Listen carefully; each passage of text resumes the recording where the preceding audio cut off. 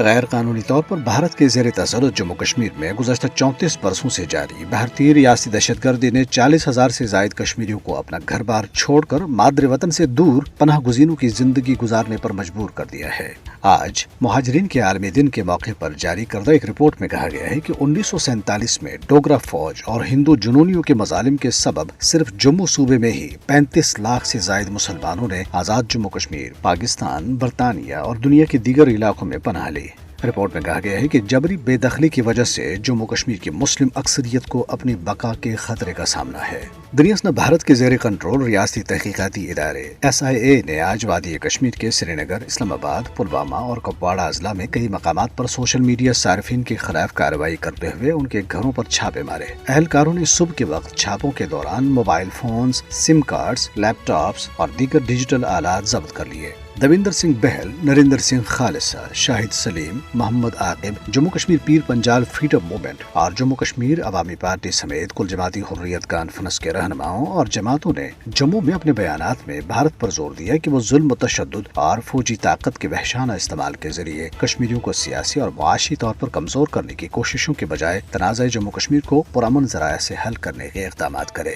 کل جماعتی حریت کانفرنس آزاد جموں کشمیر شاخ کے کنوینر محمود احمد ساگر نے امریکی صدر جو بائیڈن کے نام ایک خط میں امید ظاہر کی ہے کہ وہ بھارتی وزیر اعظم نریندر مودی کے دورہ امریکہ کے دوران ان کے ساتھ کشمیر کا مسئلہ اٹھائیں گے۔ خط میں جنوسائیڈ واچ کی انتباہی رپورٹ اور امریکہ کی اپنی سرکاری رپورٹس میں کشمیریوں کے انسانی حقوق کی پامالیوں کے بھارتی جرائم کی کئی بار تصدیق کیے جانے کا حوالہ دیتے ہوئے کہا گیا ہے کہ کشمیری عوام امید کرتے ہیں کہ صدر بائیڈن مودی کے ساتھ ملاقات میں اس سنگین مسئلے کو نظر انداز نہیں کریں گے۔ مقبوضہ جموں کشمیر کو نئی دلی کی براہ راست اور آمرانہ حکمرانی میں آج 5 سال مکمل ہو گئے ہیں۔ مودی حکومت کے ناقدین کا کہنا ہے کہ جمہوری نظام کی عدم موجودگی بھارت کے اس نام نہاد بیانیے کی نفی کرتا ہے جس میں یہ جھوٹا دعویٰ کیا جاتا ہے کہ خطے میں انتخابات اقوام متحدہ کی طرف سے تجویز کردہ رائے شماری کا متبادل ہیں۔ یاد رہے کہ 19 جون 2018 کو کٹھ پتلی وزیر اعلیٰ کے عہدے سے محبوبہ مفتی کے استعفا کے بعد علاقے میں گورنر راج نافذ کیا گیا تھا۔ عمر عبداللہ نے ایک ٹویٹ میں مقبوضہ علاقے میں انتخابی عمل شروع کرنے میں بھارت کی ناکامی پر کہا کہ بھارت میں جمہوریت وہیں ختم ہوتی ہے جہاں سے جموں کشمیر شروع ہوتا ہے۔